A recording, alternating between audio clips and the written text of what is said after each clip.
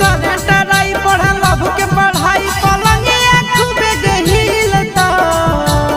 छोड़ी करे टराई पढ़ा लभ के पढ़ाई पलंगिया खूबे गहिलता एगो छौड़ा पटैल छौड़ी